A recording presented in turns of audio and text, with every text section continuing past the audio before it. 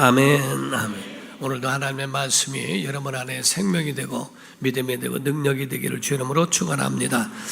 우리 하나님은 천지를 창조하신 분이고 예수님은 우리 세상을 구원하신 분이시며 성령님은 믿는 자들을 도우시고 그들을 천국까지 인도하시는 분이 성령님이십니다.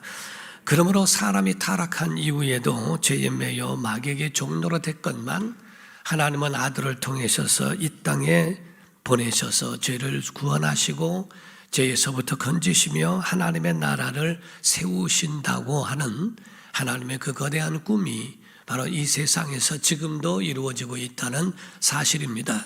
그러므로 성경은 우리에게 말씀하기를 예수님 도래하심, 이 땅에 오심을 말씀하기를 천국이 가까이 왔다 이런 말씀을 하셨어요. 마태복음 3장 1절과 2절을 보게 되면 시작. 그때 유대 광야에서 전파하여 말하되 회개하라 천국이 가까이 왔느니라 하였으니 또 4장 17절에 말씀을 합니다. 4장 17절에 보면 예수께서 가라사대 천국이 가까이 왔다라는 말씀도 행하시게 됩니다. 이와 같이 바로 천국이 가까이 왔다고 예수님 말씀하시는 것처럼 거대한 나라로 그와 같이 또 말씀하고 있어요. 곧 세상 나라가 있지만 하나님의 나라를 말씀하고 있다는 사실입니다. 이 세상 나라는 시한적이요 하나님의 나라는 영원한 나라인데 여러분과 제가 갈 수 있는 나라는 영원한 하나님의 나라라고 하는 것을 말씀하고 있죠. 이 땅의 세상 임금, 거대한 영적으로 보게 되면 이 땅의 거대한 것, 세상에는 움직이고 있는 그러한 왕들이 바뀌지만은 그러나 거대한 것으로 만약에 보게 되면 세상 임금이라고 하는 것이 마귀라고 하는 것도 말씀하고 있어요. 하나님의 나라의 영원한 왕 중의 왕은 하나님이시지만은 그러나 이 땅에서 있는 마귀는 세상 임금으로서 거기에 지배하고 사람들을 집권하고 그렇게 주관하고 있다는 사실입니다. 그래서 요한복음 12장 31절에 보면 시작. 이제 이 세상에 대한 심판이 이르렀으니 이 세상의 임금이 쫓겨나리라. 여기서 말씀한 것은 헤롯을 말하는 거 아닙니다. 빌라도를 말하는 게 아닙니다. 이 세상 임금이 쫓겨나리라 한 말씀은 마귀에 대한 것을 가르쳐 말씀하고 있다는 것이죠. 예수님이 이와 같이 마귀를 지칭하여 세상 임금이라 곧 세상 지배자라고 표현하고 있는 겁니다. 성도들은 이와 같이 우리가 예수님을 영접함으로써 또 다른 하나님의 영원한 나라의 가족, 하늘 가족이 되도록 됐다고 하는 사실을 우리에게 알려주고 계시다는 거지요. 여러분과 저는 이 땅에 가족이 있는 것처럼 하늘에 영원한 하늘 가족이 있음을 믿으시기를 주 이름으로 축원합니다. 예수님을 통해서 세우신 것이 무엇일까? 하나님은 예수님을 통하여 음부의 권세가 이기지 못하는 바로 교회를 세우셨다고 말씀을 하고 있습니다. 교회는 하나님의 나라의 본부요 훈련소와 같아서 교회를 통하여 많은 영혼을 구원하게 하시고 또한 하나님의 영적 전사를 세우셔서 그래서 많은 영혼들을 구원하는 믿음의 전사로 만드셨다 하는 겁니다. 사랑하는 성도 여러분, 그럼으로써 우리가 알아야 될 것은 교회의 주인은 누구시냐는 겁니다. 교회의 주인은 우리 아멘 합시다. 하나님이십니다. 예수님이십니다. 성령님이십니다. 만약에 교회의 모든 주권을 하나님께 드리고 예수님께 성령님께 드린다면 교회는 염려할 이유가 없다는 거예요. 염려할 필요가 없다는 겁니다. 왜? 그분이 친히 주장하시고 경영하시고 친히 하나님께서 운영하시기 때문에 그렇다는 겁니다. 교회 안에는 하나님의 말씀이 있어야 합니다. 예수의 은혜가 넘쳐야 합니다. 성령님의 임재와 그 역사가 있으면 그 교회는 살아나는 줄로 믿습니다. 교회의 모든 주권이 하나님께 있고 그 하나님의 손 안에서 이루어진다면 결단코 교회는 넘어지거나 망하지 않는다는 사실을 말씀하고 있어요. 우리가 20세기 초에 보니까 이런 기록이 있습니다. 영국에 한 교회가 있는데 예배하는 가운데에 성령님의 역사하심과 그 임재하심이 굉장히 강력했다는 겁니다. 예배 시간마다, 기도 시간마다, 말씀 듣는 시간마다 성령의 역사하심과 그 감동이 굉장히 컸다는 거예요. 주기도문 가운데에 어떤 자매가 주기도문을 낭송하고 있는데 주기도문을 낭송하다가 회개가 터져 나옵니다. 우리가 우리에게 죄 지은 자를 사하여 준 것 같이 우리 죄를 사하여 주옵시고 하면서 울기 시작하는 겁니다. 엉엉 울기 시작했다는 겁니다. 그리고 난 다음에 예배가 끝난 다음에 그 자매의 간증을 들어오니까 한 형제가 교회 안에 루머를 퍼뜨려서 그 여인의 모든 신상에 많은 흠집을 냈다는 거예요. 그 형제가 너무 밉고 미워서 아주 미워하는 마음이 그 속에 가득했었는데 그때에 우리가 우리에게 죄 지은 자를 사하여 준 것 같이 우리 죄를 사해달라고 하는 그 구절을 읽는 순간에 성령님 감동하시기를 내가 루머를 퍼뜨린 형제도 나쁘지만은 미워한 내 죄도 더 나쁘다라고 하는 그런 감동을 하나님이 주시는 바람에 그 가운데 깨달으면서 하나님 앞에 펑펑 울며 회개를 했다는 겁니다.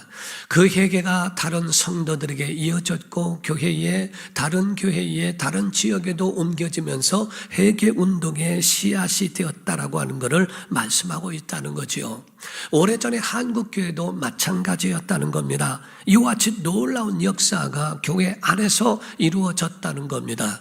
1903년도에 원산에서 어느 해변이었다는 겁니다. 선교사님들과 그 부인들이 또한 한국 지도자들 부인들이 여성 지도자들이 모여서 수련회를 하고 있었는데 그때 강사가 하디 선교사님이었대요. 근데 하디 선교사님이 그들에게 수련회를 통하여 성경을 알려주고 그렇게 이야기하고 가르치다가 갑자기 선교사님이 엉엉 울기 시작하는 겁니다. 그러면서 고백하기를 나는 나쁜 선교사입니다. 열매가 없습니다. 이런 내 교만 때문입니다 하면서 울기 시작했다는 겁니다. 그러면서 하는 말이 나는 한국인들을 미개하다고 멸시했고 그리고 무시했고 그리고 진정으로 그들을 사랑하지 못했습니다. 하디 선교사는 사실 비위가 약한 사람이어서 한국의 보리밥을 먹지 못했대요.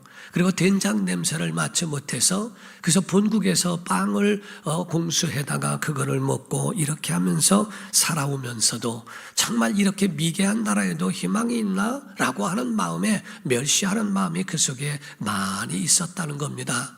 치료하는 그 사람들이 그 시골에서부터 구루마를 타고 올라와 치료를 받겠다고 하는 사람들에게 그 많은 사람을 놓고 하루에 4명에서 5명만 진료를 보고 말았다는 거죠. 그리고 문을 닫고 그리고 자기의 여가를 즐겼던 것을 회개했다는 겁니다. 이때의 선교사 부인들도 전부가 나도요 서투른 한국말로 나도요 하면서 회개를 했던 것이 도화선이 됐다는 이야기가 있습니다. 평양에서 원산으로 원산에서 서울로 전국 곳곳에 이와 같이 회개 운동이 이어지기 시작했다는 겁니다. 그때 한국 여성 지도자들도 자기들을 멸시하고 있는 선교사들을 조금 미워하기 시작한 것이 불씨가 되어 마음이 미워했다는 겁니다.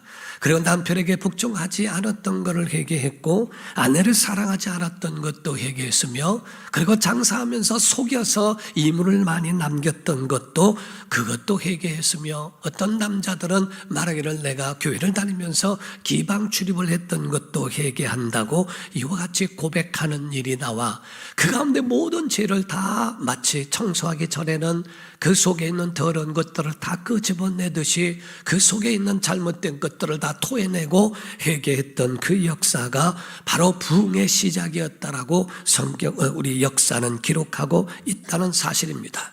우리 한국이라고 하는 나라를 볼 때는 한국은 침략을 굉장히 많이 받은 나라가 우리 한국이라고 이야기합니다. 약 930번의 침략을 받았고 931번째에 일제의 침략을 받아 일제강점기를 맞이했다라고 이렇게 표현을 합니다. 나라의 주권을 다 빼앗기고 일제강점기를 통해서 많은 어려움을 당했을 때 약 36년 동안을 참 힘들고 어렵게 살아왔던 그 나라가 우리나라라고 이야기를 합니다. 그런데 정말 여기서 우리가 또 돌아봐야 할 것은 이런 가운데도 하나님은 그 모든 어려운 그 상황과 환경 가운데서도 하나님의 나라만큼은 세우셨으며 이 세상 나라는 빼앗겨서도 하나님의 나라만큼은 확장시켜 가시는 모습을 보게 되었더라 하는 겁니다. 그 힘든 가운데도 예배 때마다 폭발이 일어났고 기도마다 성령의 폭발이 많이 일어났다는 기록들을 보게 됐다는 거지요. 고람데오, 데오란 말은 하나님이란 말이고 고람 앞에서 하나님의 앞에 내가 서 있다고 하는 하나님을 직면해 보고 있는 그런 고람데오의 신앙, 하나님 앞에서 하나님의 면전에서 그라고 하는 그 신앙으로 정말 우리나라를 세워갔던 그것이 한국교회의 시작이었다고 이야기를 합니다. 우리 본문에 보게 되면 하박국 3장 1절입니다. 시작. 시기 온 옷에 맞춘 선지자 하박국의 기도라. 아멘. 하박국이라고 하는 그 사람의 기도, 그 선지자를 말씀하고 있는데 이 하박국이라는 사람의 이름의 뜻은 다른 뜻이 아니고 바로 끌어안는 자, 바로 그를 부둥켜 안다, 끌어안다 이런 표현을 가지고 하박국이라고 표현을 합니다. 바로 이와 같이 끌어안고 기도하는 사람이란 뜻입니다. 나라가 위태롭고 위기가 오고 고난이 있을 때 도망가지 아니하고 회피하지 아니하고 비판하지 않고 원망하지 않고 남 탓하지 아니하는 그 비신앙적인 모습이 아니라 하나님의 면전에 섰다는 거예요.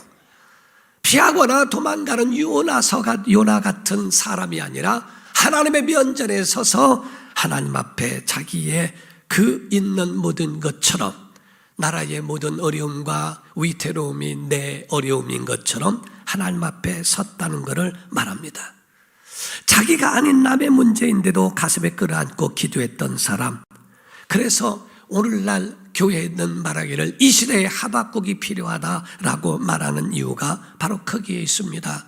교회 안에도 하박국이 있고 가정에도 있어야 하고 나라에도 국국을 위하여 기도하는 하박국 같은 사람, 나하고는 전혀 상관없고 피할 수 있는 얼마든지 그런 피할 수 있는 환경인데도 불구하고 내 모습인 양, 내 것인 양 다 끌어안고 눈물을 흘리며 기도하는 하박국의 모습을 보게 되더라는 거죠. 여러분, 그때의 하박국 시대의 그 배경이 어떤지 아십니까? 여호야김이라고 하는 왕이 있었을 때였습니다. 그런 악명 높은 임금이었습니다. 얼마나 악명 높았는지 하나님을 멸시해요. 하나님의 율법을 멸시합니다. 성경은 기록하기를 예레미야 36장 23절에 말씀합니다. 여우디가 서너 쪽을 낭독하면, 이거는 율법을 말하는 거예요. 율법을 여우디라는 사람이 낭독할 때 서너 쪽을 낭독하면 왕이 면도칼로 그것을 연하여 베어 화롯불에 던져서 두루마리를 모두 태웠더라. 오늘날로 말하면 성경을 찢어서 그걸 다 불러 태워버리는, 화로에 태워버렸다는 거예요. 임금이 하나님을 무시하고 하나님을 멸시하고 하나님을 두려워하지 않아요. 하나님을 비웃고 하나님에 대하여 율법과 이런 것들을 면도칼로 잘라서 그걸 화로에 태울 정도의 사람. 하나님은 그에 대하여 심판하셨습니다. 이 바벨론으로 인하여 그가 끌려가게 되고 그에 대하여 끌려가는 그 모습을 보게 됩니다. 왕의 모습 가운데 이와 같이 끌려가는 그 모습을 보면서 이 백성들은 낙심하게 되어 있는데, 이때 낙심만 한 것이 아니라 기도했던 사람, 고람데오. 그때 하나님 앞에 이 하박국 선지자는 도망가지 않고 기도했던 사람이라고 표현합니다. 그걸 가지고 하나님의 정면에 서서 직면한 모습을 보게 되었더라 하는 거죠. 그때 말했던 말이 무엇입니까? 하박국 3장 2절입니다. 시작. 여호와여, 내가 주께 대한 소문을 듣고 놀랐나이다. 여호와여, 주는 주의 일을 이 수년 내에 부응하게 하옵소서. 이 수년 내에 나타내시옵소서. 진노 중에라도 긍휼을 잊지 마옵소서. 여기서 부흥이란 말을 딱 이와 같이 한 번 말하고 있는 부흥이라는 말이 나오게 됩니다. 여기서 하박국 선지자가 하나님 부흥하게 하소서라는 말은 인원이 많아지게 하소서, 많은 사람이 오게 하소서, 이런 의미가 아닙니다. 내가 이 소문을 듣고 놀랬습니다라는 말은 하나님의 심판이 시작되었다는 말에 굉장히 충격과 놀라움, 그것을 받으면서 하나님 당연합니다. 하나님을 멸시하고 율법을 무시했던 그런 왕이 끌려가고 나라가 망하고 이러한 일들 당연합니다. 하나님의 심판이 도래한 것 당연합니다.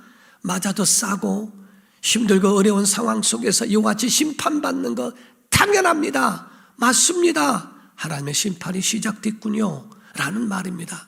그러나 하나님 앞에 직면하여 기도하는 말이 바로 하나님, 그러나 수년 내에 부흥하게 해주소서라고 하는 기도였어요. 여기서 말씀하는 수년 내에 부흥하게 해달라고 하는 이 말씀은 다른 것이 아니라 이 어려움이 오래 걸리지 않게 해주세요 하는 말입니다.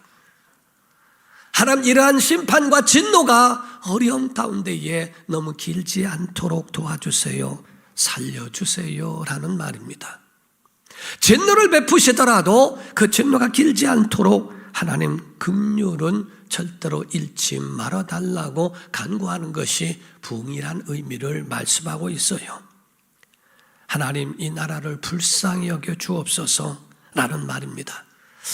이 가운데 아멘 해봅시다. 하나님, 그래도 하나님은 살아 계시다는 것을 보여주옵소서.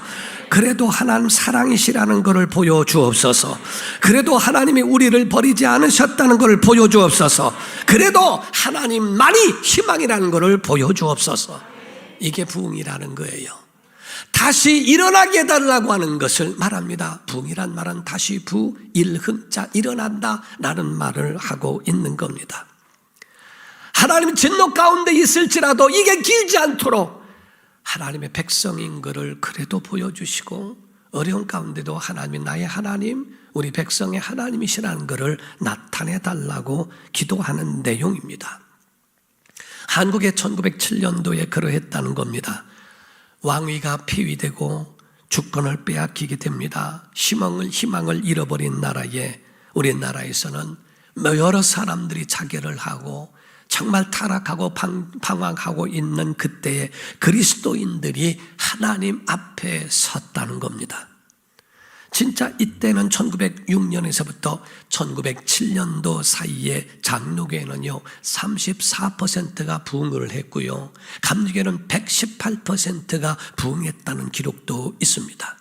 사람이 숫자가 불어났고 숫자가 그 어려운 가운데도 더 많이 일어났다는 겁니다. 암울했던 시대에 희망을 잃지 않았고 그들이 다시 일어날 수 있는 강력한 하나님의 은혜를 체험하게 됐다고 이야기를 합니다.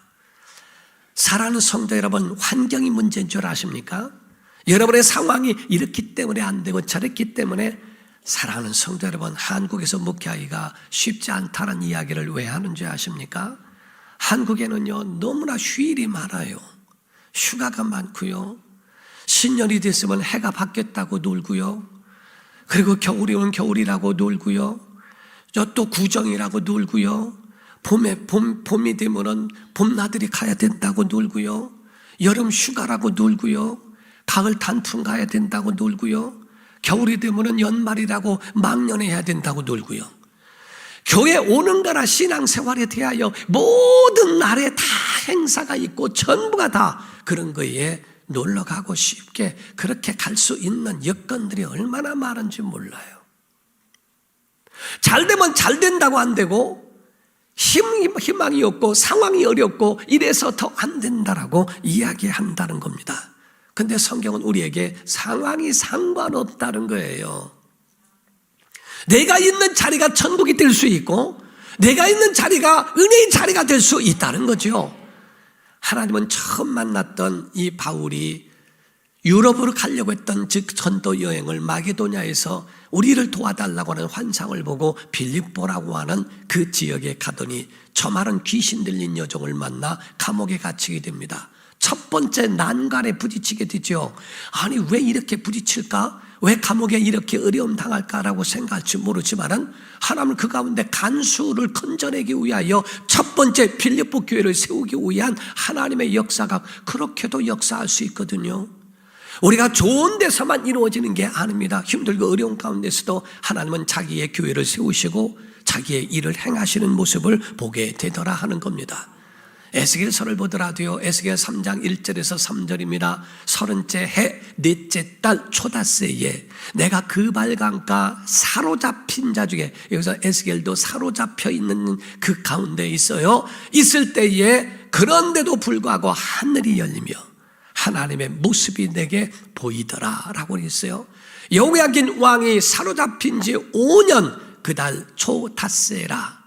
갈대아 땅 그발강가에서 여호와의 말씀이 부시의 아들 제사장 나 에스겔에게 특별히 임하고 여호와의 권능이 내게 임하니라. 에스겔의 모든 상황도 똑같지만은 그 가운데 에스겔 앞에서는 하늘이 열렸고 하나님의 권능이 임했고 바로 그에게 대해 있어서는 이와 같이 하나님의 능력이 그 가운데에 나타나게 되었다라고 하나님이 보였다라고 말씀하고 있죠. 한국 교회에 대하여 사람들은 그저 교회를 입막음하면서 이야기합니다. 종교와 정치는 분리돼야 된다. 뭐 틀린 말은 아닙니다. 그러나 그러면서 자기들은 교회를 압박하고 교회를 그렇게 힘들게 만들어 놓습니다.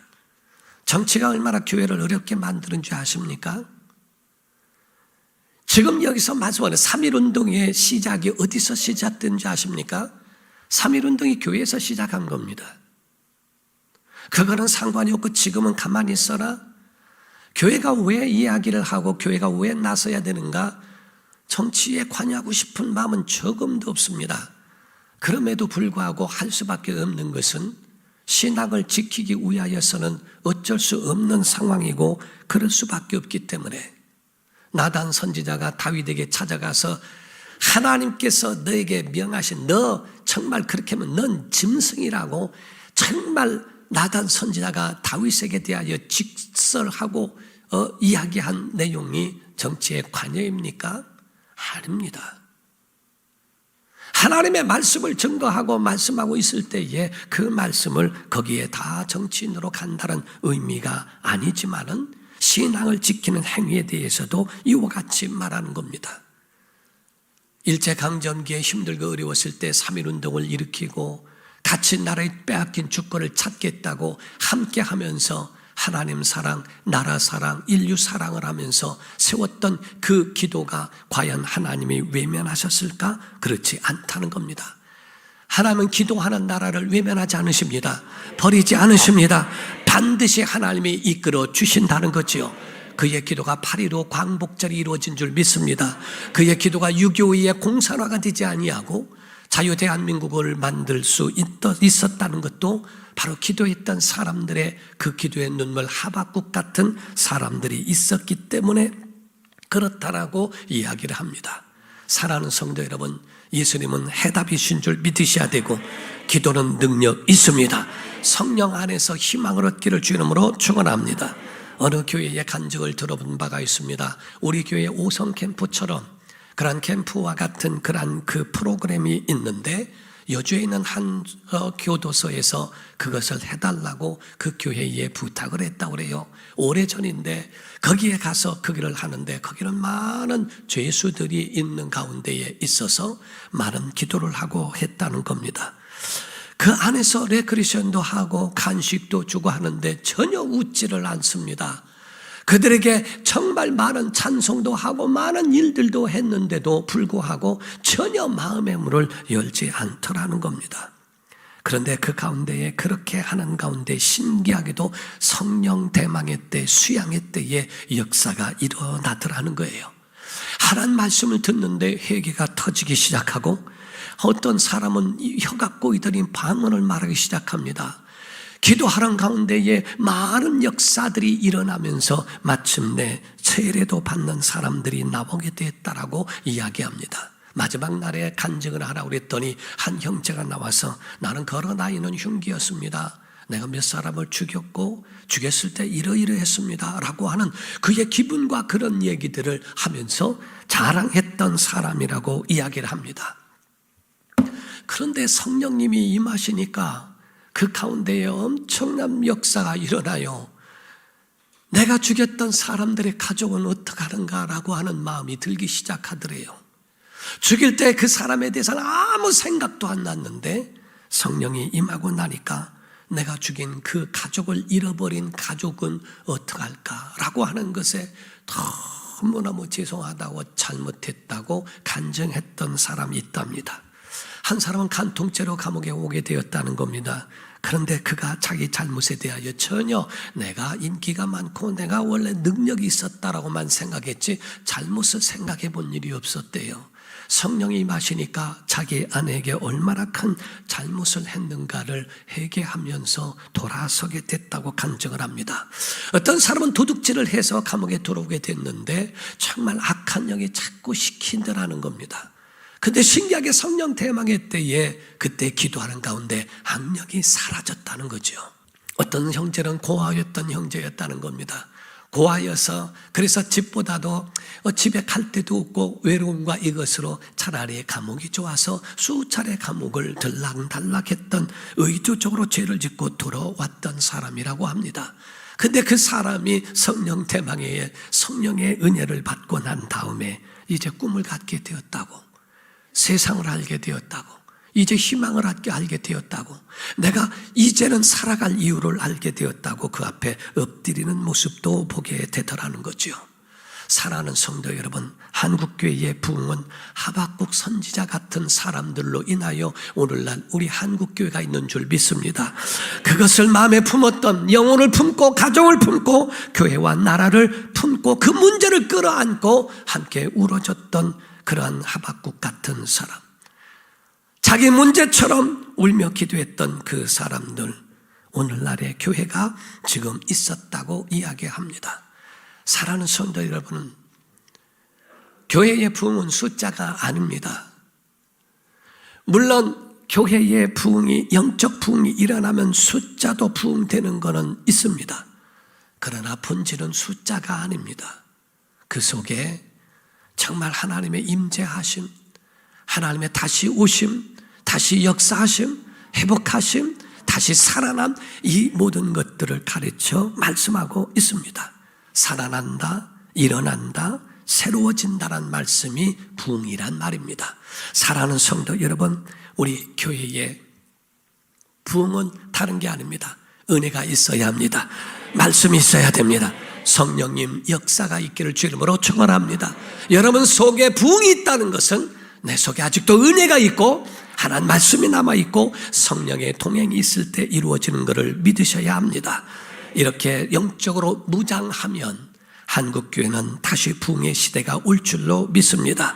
스가랴서 4장 6절입니다. 시작. 그가 내게 대답하여 이르되 여호와께서 스룹바벨에게 하신 말씀이 이러하니라. 만군의 여호와께서 말씀하시되 이는 힘으로도 되지 아니하며 능력으로 되지 아니하고 오직 나의 영으로 되느니라. 아멘. 아주 유명한 말씀이에요. 힘으로도 안 된다, 내 능력으로 안 된다, 오직 나의 영으로, 성령으로 된다라고 말씀하는 거예요. 여러분, 우리가 해서 되는 게 아닙니다. 하나님이 하셔야 됩니다. 우리의 기도는 하나님이 일하시게 하는 겁니다. 하나님의 능력을 경험하고 그분의 은혜로 살기 위해 은혜도 있고 말씀도 있고 성령의 역사가 있는 우리 교회 되기를 예수 이름으로 축원합니다. 기도하겠습니다. 이 시간에 하나님, 우리에게 말씀으로 무장하게 하시고 기도로 무장하게 하시고 성령으로 무장하게 하옵소서. 지금은 영적 무장할 때이오니 주님, 다른 인간의 방법이 아니고 인간의 어떤 것이 아니라 성령님 예배 가운데 역사해 주옵소서.